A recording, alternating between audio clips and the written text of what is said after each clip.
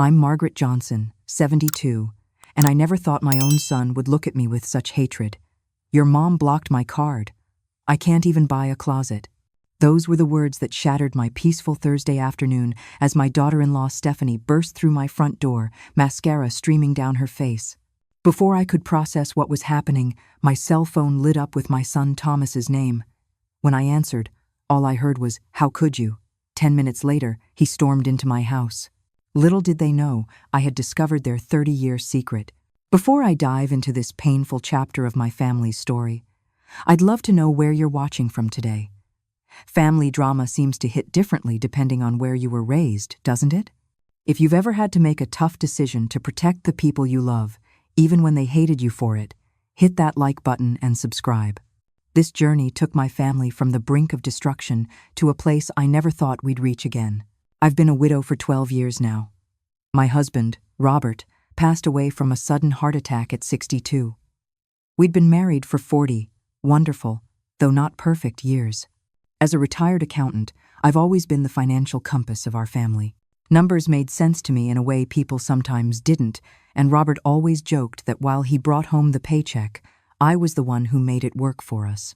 After Robert died, I settled into a quiet but comfortable life in our Connecticut home. The house was paid off, my retirement accounts were solid, and I had good health insurance. I wasn't wealthy by any stretch, but I was secure, which is all I ever wanted. My son Thomas, now 48, followed somewhat in his father's footsteps. He became an investment banker at a prestigious firm in New York. On paper, he was wildly successful. He married Stephanie shortly after college. She was beautiful, charming, and came from a good family, as we used to say. They had 2 children, Emma, who's now 20 and attending college, and Jacob, who just turned 18 and is in his senior year of high school. From the outside, Thomas and Stephanie had the perfect life. They lived in an impressive colonial in one of Connecticut's most exclusive neighborhoods.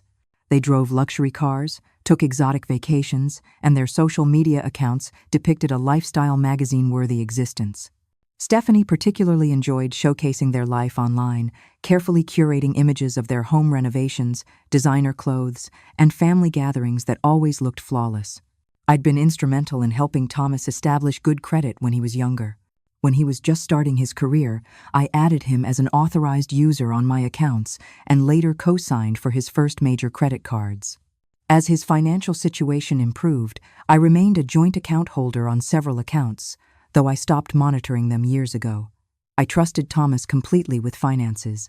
After all, he'd grown up watching me manage our family money responsibly, and with his banking background, I assumed he was even more qualified than I was.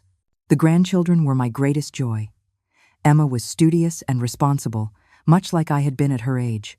She was studying business at Boston College and had her father's charm and her grandmother's practicality. Jacob was more creative, a talented musician with dreams of studying at Berklee College of Music after graduation. I'd set up college funds for both of them when they were born, adding to them faithfully on birthdays and holidays.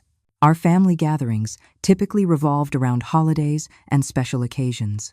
Thomas and Stephanie hosted elaborate Thanksgiving and Christmas celebrations at their home, with Stephanie orchestrating picture-perfect events. The food was catered, the decorations looked professional, and everything appeared meticulously planned. While beautiful, these gatherings sometimes felt more like performances than family bonding. Still, I cherished any time with my grandchildren and kept my occasional concerns about the excessive spending to myself. My relationship with Stephanie had always been cordial, but never particularly close. She called me Mother Johnson in a way that maintained a polite distance. I sometimes sensed she viewed me as outdated or unsophisticated compared to her own mother, who was heavily involved in charity, galas, and country club activities. For years, this dynamic worked well enough. I provided occasional financial advice when asked, babysat the grandchildren, and otherwise stayed in my lane. Thomas called regularly and visited at least twice a month, sometimes with the family, sometimes alone. Our conversations were pleasant but rarely deep. Looking back, I realized there were signs I missed or chose to ignore. Everything changed 3 weeks ago when I received an unusual notification from one of the credit card companies. The message was about suspicious activity on an account I didn't even realize was still active. The notification indicated that the credit limit had been increased for the third time in 6 months and that a payment had been missed. This was so contrary to how I operated that I immediately called the company to investigate. What I discovered that day would unravel the carefully constructed façade of my son's perfect life. The customer service representative confirmed what I suspected. The account was indeed still active, and I was still the primary account holder, with Thomas as an authorized user. She explained that the credit limit had been increased from $25,000 to $50,000, then to $75,000, and most recently to $100,000. The balance was nearly at the limit. I was stunned. How could an account I thought dormant have accumulated such debt without my knowledge? The representative offered to send me statements from the past year, and I agreed, asking for them to be expedited to my email. Within an hour, I was staring at a year's worth of transactions that made my stomach turn. There were casino charges, luxury retail purchases, cash advances, and payments to loan companies I'd never heard of. Something wasn't right. I decided to check other accounts I'd opened with Thomas years ago. One by one, I logged into banking portals using credentials I hadn't used in years, resetting passwords when necessary. Each account told the same story. Maxed credit limits, missed payments beginning to appear, and a pattern of spending that could only be described as desperate. Over the next 3 days, I barely slept. I created spreadsheets tracking every transaction, organizing them by category and date. I printed statements, highlighted suspicious activities, and created a comprehensive picture of the financial disaster my son and his wife had created. The total debt across all accounts was just over $870,000, not including their mortgage. The interest rates on many of these debts were astronomical, especially on the cash advances and loan company payments. My forensic accounting revealed 2 distinct patterns of spending. Thomas's transactions centered around online gambling sites, casino visits, sports betting platforms, and cash advances likely used for more gambling. Stephanie's spending focused on luxury retail, home design services, jewelry, spa treatments, and what appeared to be secret credit cards I wasn't attached to but were being paid from joint accounts. The most heartbreaking discovery came when I checked the status of my grandchildren's college funds. Thomas had been named as the custodian of these accounts, with me as the contingent beneficiary. I discovered that significant withdrawals had been made over the past 2 years, draining Emma's fund almost completely and reducing Jacob's by more than half. Given Emma's current enrollment in college, I couldn't understand why they would need to drain her account when tuition payments could be made directly from the fund. The final shock came when a property search revealed that Thomas and Stephanie had taken out a second mortgage on their home 8 months ago for $450,000. Based on the payment history, they were already 3 months behind. Foreclosure proceedings could begin at any time. My hands trembled as I organized the evidence. My son, my only child, was drowning in debt, gambling away his family's security, while his wife spent money they didn't have on maintaining appearances. And worst of all, they had stolen from their children's futures.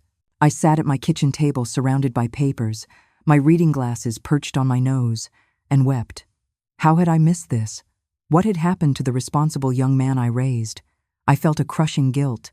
Had I failed as a mother to instill proper values? Had Robert's death affected Thomas more profoundly than I realized? After allowing myself a good cry, I wiped my tears and straightened my shoulders. I needed expert advice before proceeding. I called my longtime financial advisor, Martin, and explained the situation. He listened without judgment and suggested I consult with a lawyer as well, given the legal implications of my name being on these accounts. The next day, I met with both Martin and an attorney who specialized in financial matters. Their advice was unanimous. I needed to take immediate action to protect myself, my grandchildren, and even Thomas and Stephanie from further financial damage. The attorney advised temporarily freezing the accounts to prevent additional debt while we determined the best course of action. Martin helped me contact each financial institution to place holds on the accounts. That night, I sat alone in my living room, surrounded by family photos spanning decades. Pictures of Thomas as a boy, proudly showing off his first savings account passbook. Thomas and Stephanie on their wedding day, looking so young and full of promise. Emma and Jacob throughout the years, growing into wonderful young people who deserved every opportunity. With a heavy heart but firm resolve, I made the decision to intervene. Not out of anger or desire to control, but from love and a desperate need to save my family from complete financial ruin. I couldn't have known that my actions would trigger the most painful confrontation of my life. It was a quiet Thursday afternoon when my doorbell rang with unusual urgency. The harsh, repeated buzzing was followed by loud knocking. I hurried to the door, my heart racing, and opened it to find Stephanie standing there, her face a mask of fury. "Your mom blocked my card. I can't even buy a closet," she shouted, pushing past me into the foyer. Her designer handbag swung wildly as she gestured. Do you have any idea how embarrassing that was? Standing there at the design center with the contractor, and my card gets declined? I closed the front door slowly, trying to gather my thoughts. Stephanie paced my living room, mascara streaming down her face, her carefully highlighted hair falling out of its usual perfect arrangement. "Stephanie, please calm down. I think we need to talk about what's been happening with the family finances," I said, trying to keep my voice steady. "Don't you dare patronize me," she snapped. "I don't need financial advice from you. I need you to call the credit card company right now and unfreeze our accounts. Do you know how long I've been planning this closet renovation? It's for a feature in Connecticut Home Magazine next month. Everyone will be seeing it." Before I could respond, my cell phone rang. Thomas's name flashed on the screen. I answered, hoping my son would be more reasonable. "How could you?" His voice was cold and hard in a way I'd never heard before.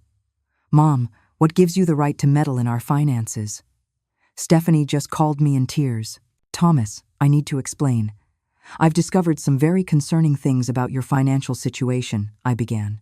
"I don't need to hear your explanation," he interrupted. "I'm coming over. Don't do anything until I get there." He hung up abruptly. For the next 10 minutes, Stephanie continued her tirade, detailing how I'd ruined her plans and embarrassed her in front of important people. She described the custom closet in excruciating detail, the imported Italian cabinets, the specialized lighting system, the center island with marble top. The estimated cost, from what I could gather through her ranting, was well over $35,000. When Thomas arrived, he didn't knock. He simply burst through the door, his face flushed with anger. At 48, my son still had a full head of dark hair like his father, though stress had etched deep lines around his eyes and mouth that hadn't been there a few years ago. "Mom, what were you thinking?" he demanded, standing beside Stephanie, creating a united front against me. "Those accounts have nothing to do with you anymore. You need to call and have everything unfrozen immediately." I took a deep breath. "Thomas, please sit down. Both of you. There's something very serious we need to discuss." "There's nothing to discuss," Stephanie interjected. "You had no right. We're adults. You can't control our lives through money." "This isn't about control," I insisted. "This is about preventing a disaster." Thomas scoffed. "What disaster? We're doing fine. I make more than enough money to cover our expenses." "Then why are you 3 months behind on your mortgage payments?" I asked quietly. "Why have you drained Emma's college fund? Why are you taking cash advances at 29% interest?" The color drained from Thomas's face, but Stephanie quickly stepped in. "You've been spying on us? Going through our personal financial information? That's a violation of our privacy." "It's not spying when my name is on the accounts," I replied. "I received a notification about suspicious activity and missed payments. I had every right and responsibility to investigate." "You should have come to us first," Thomas said, his voice slightly less confident. "Would you have been honest with me?" I challenged him. "Would you have told me about the gambling? About the second mortgage? About taking money from your children's future?" "You don't understand our financial situation," Stephanie said dismissively. "Thomas makes investment decisions you couldn't possibly comprehend with your outdated knowledge."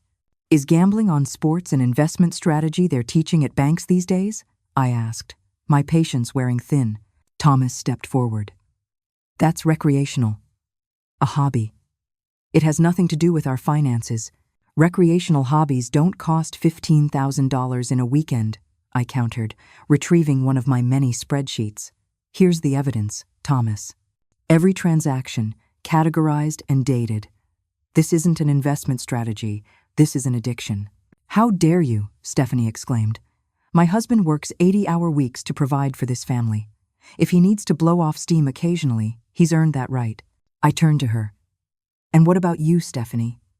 Have you earned the right to spend $23,000 on clothing in a single month? Or $45,000 on home decor this quarter alone? I maintain our family's image, she said defensively. Thomas's career depends on appearances. My spending is an investment in his success. Thomas nodded in agreement. Mom, you don't understand how things work in our world. Certain expectations come with my position. I felt a deep sadness watching my son justify their behavior. The Thomas I raised had valued substance over appearance, honesty over impression. Somewhere along the way, he'd lost those values, and I hadn't noticed. What I understand, I said slowly, is that you're heading for financial ruin. You've accumulated almost $1 million in debt. You've stolen from your children. You're about to lose your home. And instead of facing reality, you're standing in my living room demanding the right to buy a closet that costs more than most people's cars. Thomas's expression hardened. You need to stay out of our business, Mom. Call the banks tomorrow and tell them it was a mistake. Unfreeze the accounts. I can't do that, Thomas. Why not? He demanded. Because this isn't the first time, is it? I said quietly. This isn't the first time you've gambled yourself into trouble. The room fell silent. Stephanie looked confused, but Thomas's face paled.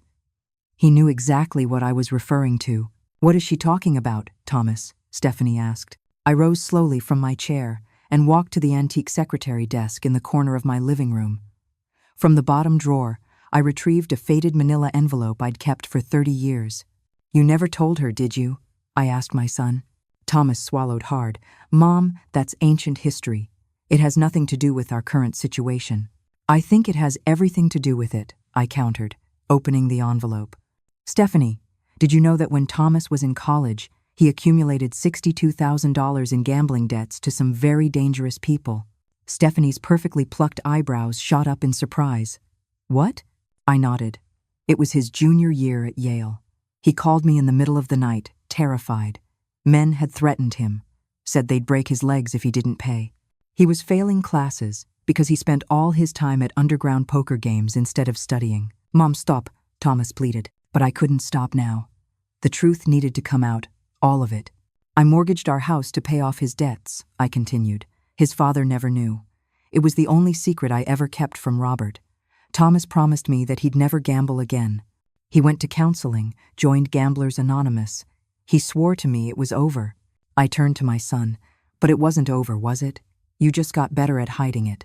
Thomas sank onto the couch, his head in his hands. Stephanie stood frozen, looking back and forth between us. I was clean for years, Thomas said softly. After college, through business school, the early years of my career, I kept my promise. When did it start again? I asked. He sighed deeply. After Dad died, the funeral. It broke something in me. I couldn't sleep, couldn't focus at work. A colleague invited me to a poker game, just to take my mind off things. I felt a stab of guilt. Had I been so consumed by my own grief that I'd missed my son's suffering?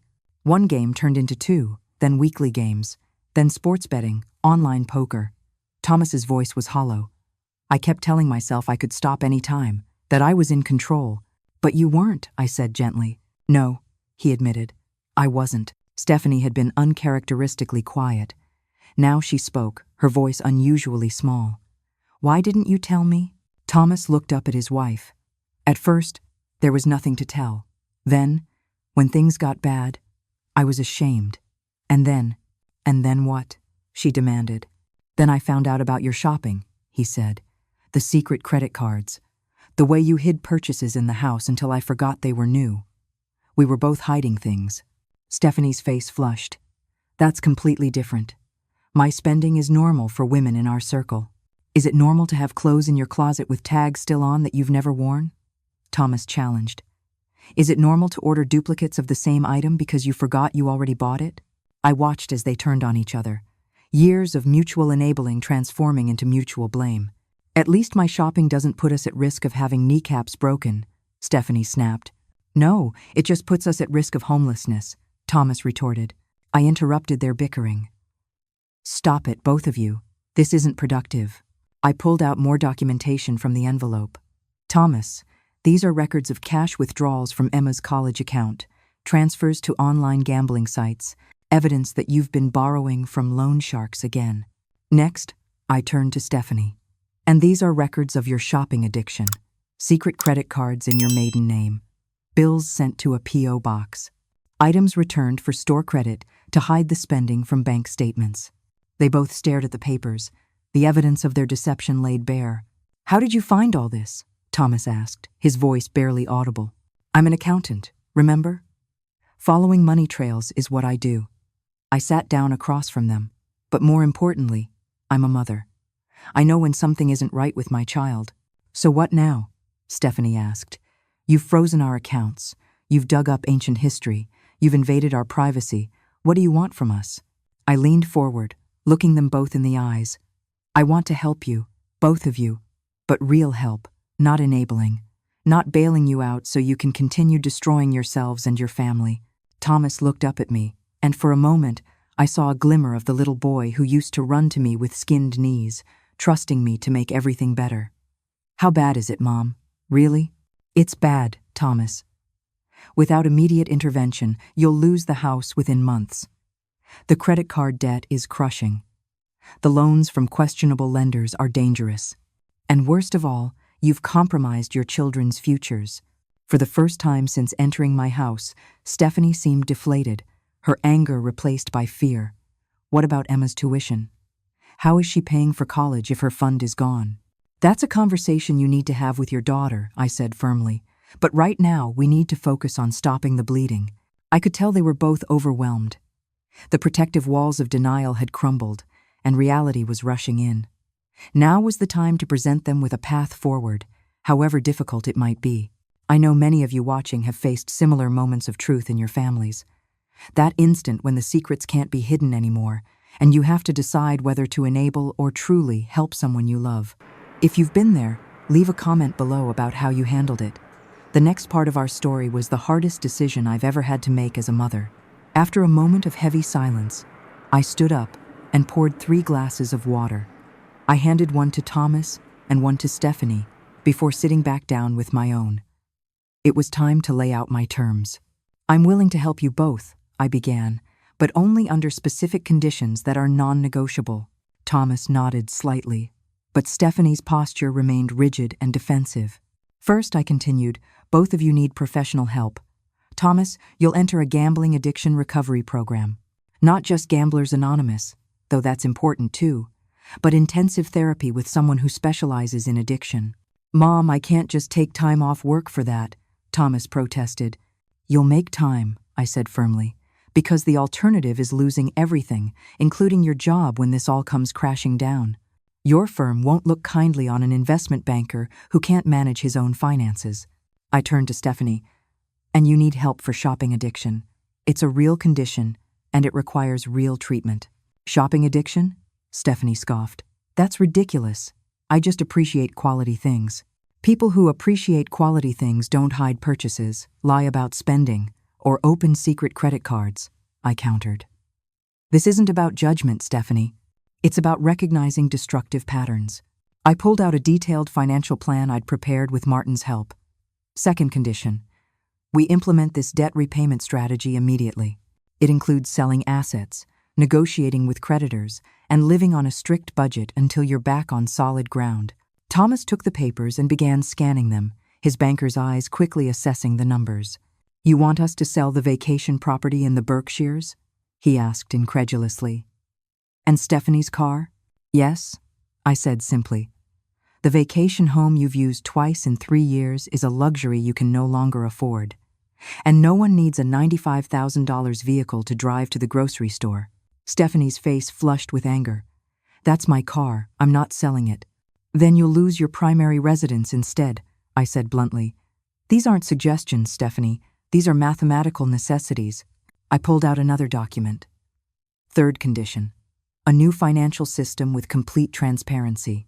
Joint accounts only, with monitoring software that all 3 of us can access. No private credit cards. No cash withdrawals without documentation. "So we'll be living like children with an allowance?" Stephanie asked bitterly.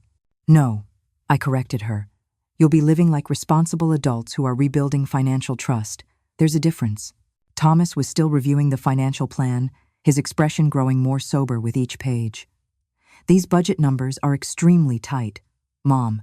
They're realistic based on your actual income, not the lifestyle you've been pretending you can afford, I explained. And yes, they're tight because a significant portion needs to go toward debt repayment. What about the kids' college funds? Thomas asked quietly. That brings me to my fourth condition, I said. Full disclosure to Emma and Jacob about the family's financial situation. Absolutely not, Stephanie interjected. We are not burdening our children with this. They're already burdened, I pointed out. Emma's fund is depleted, and Jacob's is halfway there. They deserve to know why. Thomas looked genuinely ashamed. What do we tell them? That their father stole their education money to place bets on football games? You tell them the truth, I said gently. That both their parents have been struggling with addictions that affected the family finances. That you're getting help and making amends. That's what responsible parents do, Thomas. They own their mistakes. I let that sink in before continuing. I've set up a meeting with both of them here tomorrow evening. I expect both of you to attend and be honest. Stephanie stood up suddenly. This is outrageous. You're using money to control us, to humiliate us in front of our children. No, Stephanie, I said calmly. I'm using the last bit of leverage I have to save my son, his marriage, and my grandchildren's futures. The humiliation was already there. I'm just bringing it into the light where it can be addressed. She turned to Thomas. Are you going to let her dictate our lives like this? Tell her to unfreeze the accounts. Tell her we'll handle our problems our way. Thomas looked torn, glancing between his wife and me. Thomas, I said softly, your way hasn't been working. You know that. After a long moment, Thomas spoke. She's right, Steph. We need help. Stephanie's face contorted with fury. Fine. If you want to let your mother run our lives, that's your choice. But understand this, Margaret, she said, turning to me. If you insist on these ridiculous conditions, if you insist on humiliating me in front of my children, you will never see your grandchildren again. I will make sure of it. The threat hit me like a physical blow. I loved Emma and Jacob more than anything. The thought of losing them was almost unbearable. But I knew emotional manipulation when I saw it. I'm sorry you feel that way, I said, my voice steady despite my racing heart. But I won't enable destructive behavior, even at that cost. I love my grandchildren too much to watch their parents destroy their future. Thomas looked stricken. Stephanie, you can't mean that. Mom is trying to help us. Choose. Thomas, Stephanie said coldly. Right now, your mother's control, or your family. The room fell silent. My son sat there, literally caught between his wife and his mother, facing the most difficult decision of his life. I held my breath, knowing that whatever he chose, our family would never be the same. I need time to think, Thomas finally said, standing up. This is too much to process all at once. Stephanie grabbed her purse. There's nothing to think about. Either you stand with your family, or you don't. She stormed toward the door. Thomas hesitated, looking at me with confusion and pain in his eyes. Go with her, I said softly. Talk to her. But remember that real love sometimes means making difficult choices for the right reasons. Thomas nodded slightly, then followed his wife out the door. As I listened to their car pull away, I wondered if I'd just lost my son forever. But deep in my heart, I knew I'd done the only thing I could. I just prayed it wouldn't be too late for all of us. The house seemed unbearably quiet after they left. I gathered the scattered financial documents, organized them neatly back into folders, and tried to ignore the hollow feeling in my chest. The next day, neither Thomas nor Stephanie showed up for the planned meeting with Emma and Jacob. I called and texted Thomas multiple times but received no response. When Emma and Jacob arrived at my house, confused and concerned, I had to make a difficult decision about how much to tell them. Your parents are dealing with some significant issues right now, I explained carefully. They weren't ready to discuss it today, but I wanted to see you both anyway. Is it about money? Emma asked perceptively. I got a notice that my tuition payment was late this semester. Dad said it was just an administrative error. My heart sank. So it had already begun to affect them directly. Yes, sweetheart, it is about money, I admitted. But it's not my place to give you all the details. That needs to come from your parents. Are they getting divorced?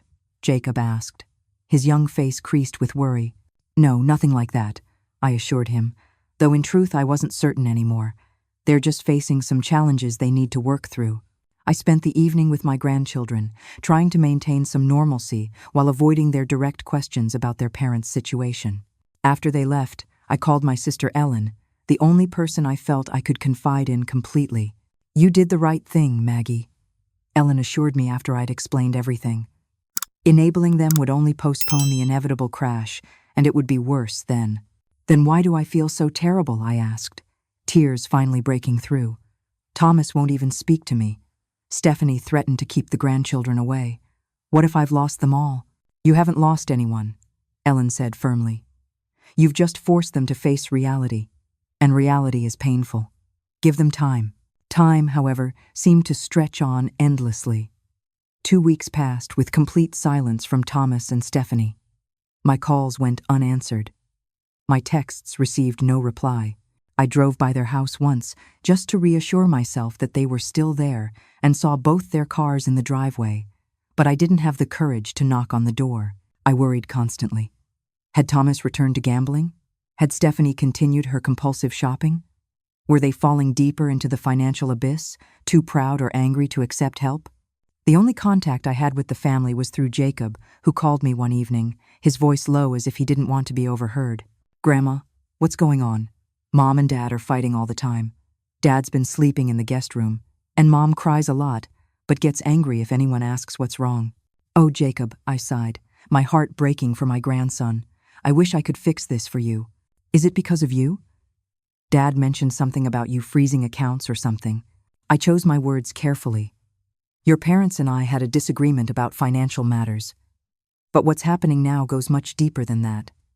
Have you talked to them about what you're experiencing?" "I tried," he said. "Dad just says everything will be fine, and Mom changes the subject.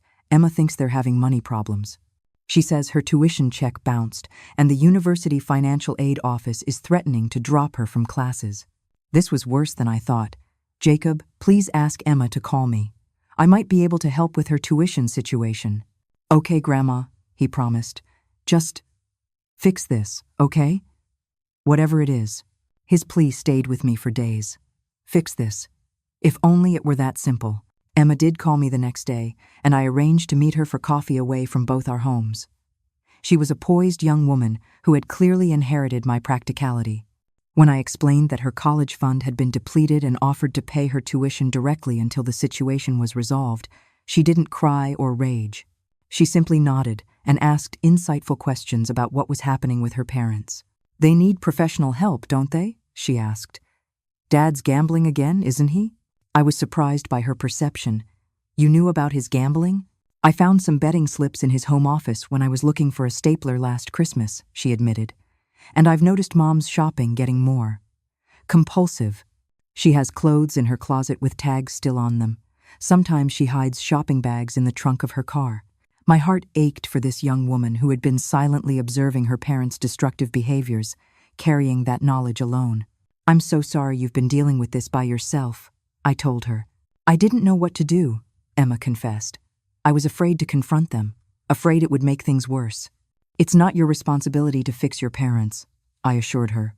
"But I promise you, I'm doing everything I can to help them." Our conversation gave me renewed determination. I couldn't force Thomas and Stephanie to accept help, but I could continue to stand firm while letting them know I was here when they were ready. In the meantime, rumors began circulating in their social circle about the family's financial troubles. My friend Judith, who belonged to the same country club as Stephanie, mentioned that Stephanie had resigned from chairing the annual charity gala, citing personal reasons. Another acquaintance mentioned seeing Thomas at a bar on a Tuesday afternoon, looking disheveled and drinking alone. I struggled with the balance between helping and enabling. When Emma mentioned that their refrigerator was nearly empty because Stephanie hadn't been grocery shopping, I arranged for a delivery service to bring essentials to the house. When Jacob needed money for a school trip, I paid it directly to the school, rather than sending cash that might be diverted. Every night, I questioned my decisions. Was I being too harsh? Not harsh enough? Should I have simply paid off their debts without conditions? Would that have truly helped them in the long run? The silence was finally broken 3 weeks after our confrontation. My phone rang at 11:30 one night, and Thomas's name appeared on the screen. My hand trembled as I answered. "Mom?" His voice sounded broken, desperate. They're foreclosing on the house. We got the notice today. I don't know what to do. The dam had broken. Reality had finally caught up with them. Come over, I said simply. We'll figure this out together. Thomas arrived at my door alone 40 minutes later. His appearance shocked me. My usually impeccably groomed son looked like he hadn't slept or shaved in days. His expensive clothes were wrinkled, and he had lost weight. Where's Stephanie? I asked as I ushered him inside. She went to stay with her sister, he replied, his voice hollow. We had a huge fight after the foreclosure notice came. She blamed me for everything, said if I had just stood up to you, none of this would have happened. I led him to the kitchen and put on a pot of coffee. Some conversations required caffeine, regardless of the hour. And what do you think? I asked gently. Thomas sat heavily at the kitchen table, the same table where he'd done homework as a boy. I think we did this to ourselves, he admitted. All of it. The gambling, the spending, the lies. We built a house of cards, and now it's collapsing. I placed a mug of coffee in front of him and sat down. I'm so sorry, Thomas. I truly am. Don't apologize, he said, looking up at me with reddened eyes. You tried to help. We just weren't ready to hear it. Are you ready now? I asked. He nodded slowly. I need help, Mom. Real help. I can't stop on my own. I've tried. The admission seemed to cost him physically. His shoulders slumped, and tears filled his eyes. This proud, successful man, my little boy grown up, was finally acknowledging his vulnerability. It was heartbreaking and hopeful all at once. Then we'll get you help, I promised. Starting tomorrow. That night, Thomas slept in his old bedroom. The next morning, I made calls to addiction specialists while he showered and borrowed his father's old razor to shave. By afternoon, he had an appointment with a therapist who specialized in gambling addiction and a spot in a Gamblers Anonymous meeting that evening. Will you come with me? He asked hesitantly. Not to the meeting itself, but just to drive me there. I'm afraid if I go alone, I might lose my nerve. Of course, I said, touched by his request. I'll wait outside for you. As we drove to the meeting, Thomas confessed more details of his gambling addiction's progression.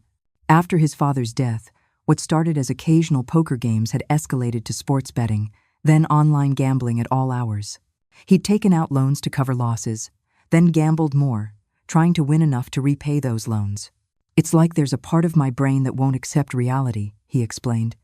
Even now, part of me thinks if I could just place one more bet, the right bet, I could fix everything. That's the addiction talking, I said, not you. I waited in the car during his first GA meeting, thumbing through a paperback but too distracted to really read. When Thomas emerged an hour later, something had shifted in his expression. There was a glimmer of hope that hadn't been there before. It helps to know I'm not alone, he said as we drove home. Some of those people lost everything, their homes, marriages, careers. But they're rebuilding.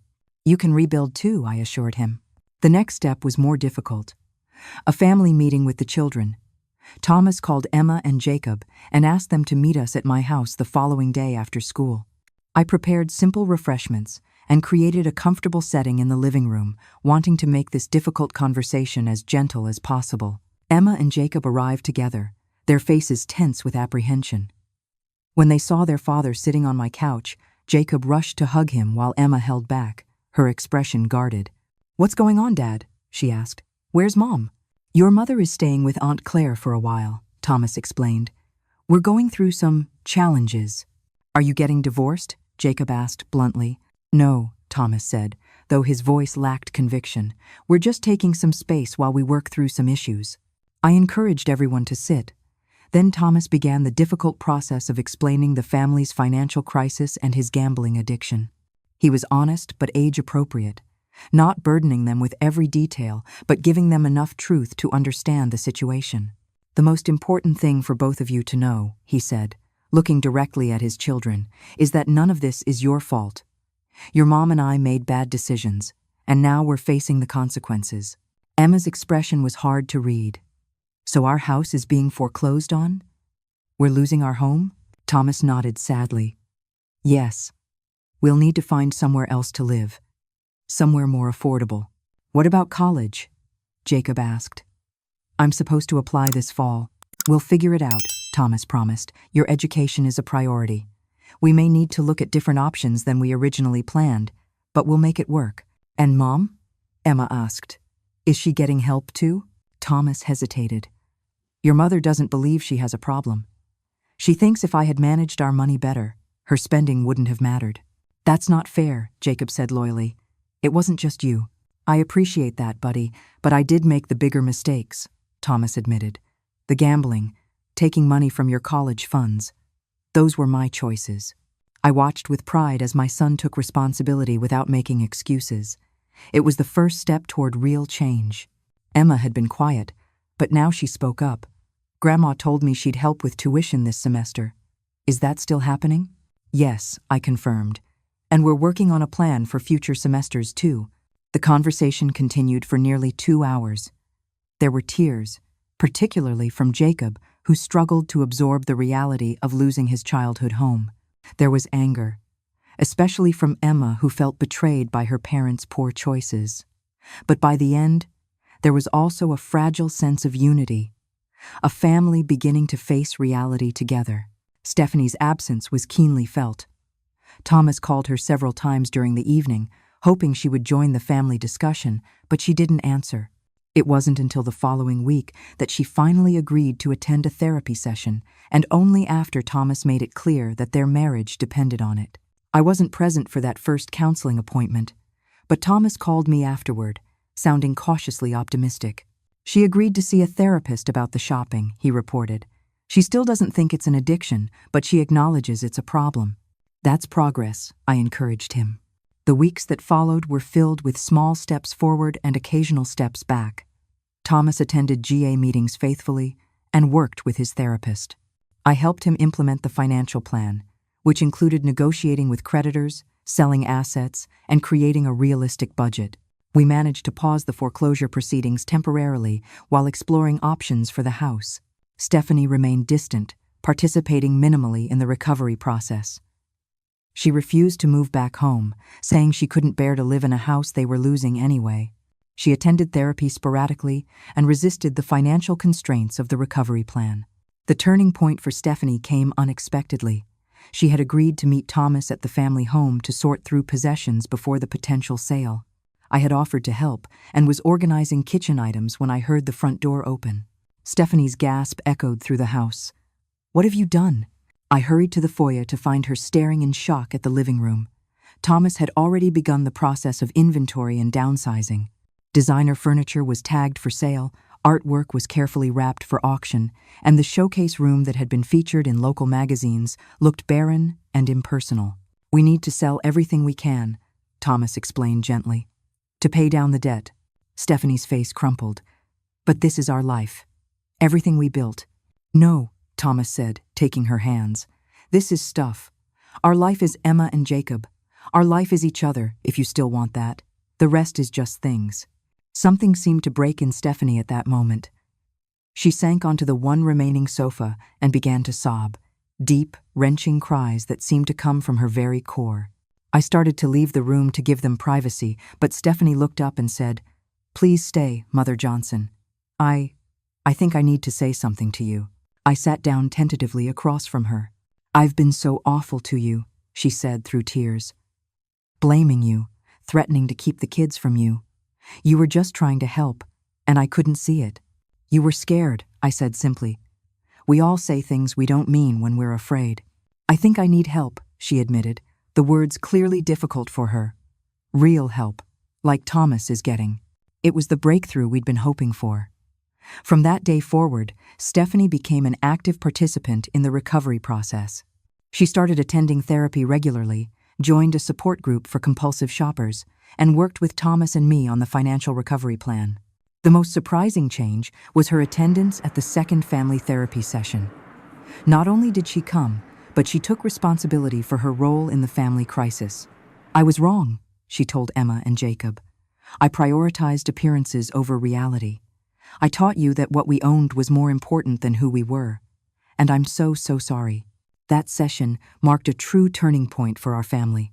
It wasn't the end of our troubles, far from it, but it was the beginning of honest communication, of facing problems together rather than hiding from them. The 6 months that followed were among the most challenging and transformative of our family's life. The beautiful colonial house that had been the showcase of Thomas and Stephanie's perfect life was sold in a short sale. The bank agreed to forgive the remaining mortgage balance in exchange for the proceeds, allowing the family to avoid foreclosure on their credit record. Thomas and Stephanie moved into a modest 3-bedroom apartment that cost less than a quarter of their previous mortgage payment. The downsizing was painful but necessary. Luxury, furniture, designer clothes, and status symbols were sold at auction or through consignment shops. Each sale chipped away at the mountain of debt. My role evolved from crisis manager to financial educator. I created a comprehensive financial literacy program for the entire family. Even Emma and Jacob participated, learning valuable lessons about budgeting, saving, and the true cost of credit. Thomas threw himself into recovery with the same intensity he'd once devoted to his banking career. He attended GA meetings 3 times a week, worked closely with his therapist, and installed blocking software on all his devices to prevent access to gambling sites. There were difficult days, moments when the urge to place just one bet became almost overwhelming. During those times, he would call his sponsor, or sometimes me, talking through the impulse until it passed. His career required adjustments as well. Investment banking had placed him in an environment that normalized risk-taking and rewarded big wins, feeding into his addiction. After much soul-searching, he transferred to a different division within his firm, one focused on retirement planning rather than high-stakes investments. The move came with a significant pay cut, but also reduced stress and fewer triggers for his gambling urges. Stephanie's journey was equally challenging in different ways. Her shopping addiction had been intertwined with her identity and social status. Without designer clothes and a showcase home, she struggled to find her place. The support group helped, connecting her with others who understood the emotional void she was trying to fill with purchases. A breakthrough came when she volunteered at a local women's shelter, helping residents prepare for job interviews. Her eye for style and presentation became an asset in helping women rebuild their lives. What began as occasional volunteering evolved into a part-time position as the shelter's employment readiness coordinator. "I never thought I could feel this fulfilled without spending money," she told me one evening, as we shared tea in my kitchen. "These women have so little, yet they're working so hard to create something meaningful. It puts everything in perspective." The grandchildren showed remarkable resilience. Emma continued her studies at Boston College, working part-time to contribute to expenses while I helped with tuition. Jacob adjusted his college expectations, applying to state schools with strong music programs rather than the exclusive conservatories he'd originally considered. Most surprising was how the grandchildren stepped up to support their parents' recovery. Emma researched addiction and often shared articles or books she thought might help. Jacob, my musical grandson, created playlists for his parents' tough days, songs about resilience and new beginnings. The financial recovery plan progressed steadily, though not without setbacks. An unexpected medical bill or car repair could throw the carefully balanced budget into disarray. During those moments, the family would gather at my dining room table, adjusting numbers and finding solutions together. Transparency became the family's new cornerstone. Thomas and Stephanie shared monthly finance reports with me and the children. All income and expenses were tracked through an app that everyone could access. When Thomas felt a gambling urge, he didn't hide it but discussed it openly. When Stephanie was tempted by an unnecessary purchase, she talked about the emotions driving the impulse rather than secretly making the buy. There were disagreements, of course. Stephanie initially resisted selling her jewelry collection, arguing that some pieces were investments. Thomas balked at giving up his membership to the golf club, where he networked with clients. We worked through each issue with compromise and prioritization. The debt reduction moved more slowly than we'd hoped. Even with aggressive payments and substantial lifestyle changes, the sheer magnitude of what they owed meant it would take years to become debt-free. We celebrated small victories, paying off a credit card, negotiating a settlement with a lender, seeing their credit scores rise a few points. During this period, my relationship with Stephanie transformed. The formal Mother Johnson gave way to the warmer Margaret, and eventually Mom when she was feeling particularly close. We discovered shared interests beyond family connections, a love of mystery novels, an appreciation for gardening, a preference for tea over coffee. "I wish I'd let myself know you years ago," she confessed one day as we planted bulbs in my garden. I was so busy trying to impress you that I never bothered to connect with you." Thomas and Stephanie's marriage underwent its own recovery process.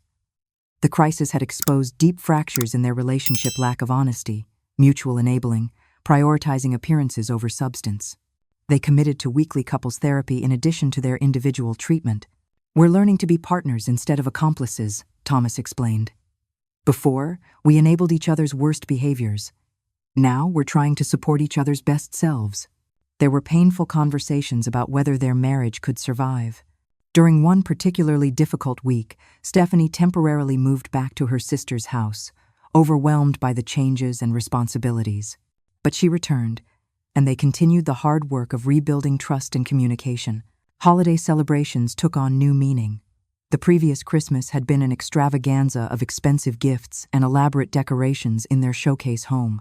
This year, we gathered in my modest house with homemade decorations and thoughtfully chosen but inexpensive presents. Jacob played carols on my old piano, and we made cookies from scratch instead of ordering from a gourmet bakery. "This is better," Emma observed, looking around at our simple celebration. "It feels real." As the months passed, new family traditions emerged. Sunday dinner at my house became a weekly constant. Financial check-ins were paired with game nights to balance the serious with the fun. Family walks replaced shopping trips as a way to spend time together. The recovery wasn't linear. There were relapses: a night when Thomas placed a sports bet online, a day when Stephanie maxed out a new credit card at a department store sale. But unlike before, these slips were acknowledged immediately. The shame was brought into the open where it couldn't grow in secrecy. By the end of 6 months, the immediate financial crisis had stabilized. They were no longer at risk of bankruptcy or homelessness.